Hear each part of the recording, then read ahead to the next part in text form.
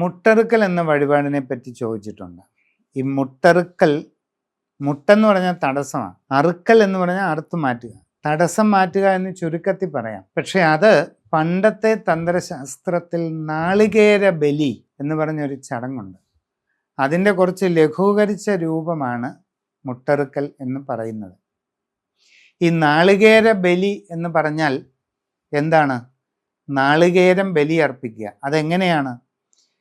ഒരു നല്ല വലിപ്പമുള്ള ഭംഗിയുള്ള ഒരു നാളികേരം, അതായത് തേങ്ങ പൊതിച്ചെടുത്ത് അതിൻ്റെ പുറമേയുള്ള ചകിരിയൊക്കെ കളഞ്ഞ് മിനുസപ്പെടുത്തി അത് കഴുകി വൃത്തിയാക്കി അതിന്മേൽ ചന്ദനം കുങ്കുമമൊക്കെ തൊടുവിച്ച് ഒരിടത്ത് കളം വരച്ച്, ത്രികോണപത്മം എന്നൊരു കളമുണ്ട് പൂജാ കാര്യങ്ങളിൽ, ആ ത്രികോണപത്മം വരച്ച് അതിൽ ഈ നാളികേരം പ്രത്യേകം പൊതിച്ച് വൃത്തിയാക്കി ചന്ദനം ചാർത്തിയ ഈ നാളികേരം പ്രത്യേക രീതിയിൽ വെച്ച് അതിൽ പ്രാണപ്രതിഷ്ഠ നടത്തും, ആത്മപ്രതിഷ്ഠ നടത്തും. എങ്ങനെയാണ് ഈ പ്രാണപ്രതിഷ്ഠ നടത്തുന്നത്? അത് ഈ തന്ത്രശാസ്ത്രത്തിൻ്റെ സൂക്ഷ്മ രൂപത്തിൽ പറയുന്ന വളരെ അപൂർവമായ ഒരു ഗോത്രാചാര ചടങ്ങ് കൂടെയാണ്. സാധകൻ്റെ ആത്മപ്രതിഷ്ഠയാണ്.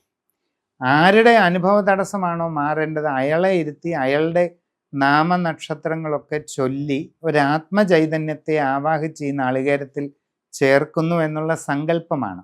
ആർക്കു വേണ്ടിയാണോ ഈ പൂജ നടത്തുന്നത് അയാളുടെ നിർഭാഗ്യ കലകളെ, അയാളുടെ അനുഭവങ്ങൾക്ക് പ്രതിബന്ധമാകുന്ന ദോഷ സാന്നിധ്യ കലകളെ ഈ പ്രത്യേക നാളികേരത്തിലേക്ക് ലയിപ്പിച്ച് ചേർക്കുന്നു, ആവാഹിച്ച് ചേർക്കുന്നു എന്നുള്ളതാണ് ഇവിടെ ചെയ്യുന്നത്. അതിനുശേഷം വനദുർഗ പൂജ പ്രത്യേകമായിട്ട് നടത്തുന്നുണ്ട്. വനദുർഗയ്ക്കാണ് അവിടെ പൂജ. ആ വനദുർഗ പൂജ ചെയ്തതിന് ശേഷം ഈ നാളികേരത്തെ വാക്കത്തി കൊണ്ട് ഉടച്ച് രണ്ടായിട്ട് വെട്ടിമുറിക്കുന്നു. ഇതാണ് ശരിയായ മുട്ടറുക്കൽ. ഇന്നിപ്പം വെറുതെ ഒരു നാളികേരം എടുത്ത് കർപ്പൂരം ഇങ്ങനെ ഒഴിഞ്ഞേച്ച് അത് വെട്ടിമുറിക്കുന്നുണ്ട്. അത് പൂർണ്ണതയുള്ളതല്ല. ശരിയായ മുട്ടറുക്കലുണ്ട്.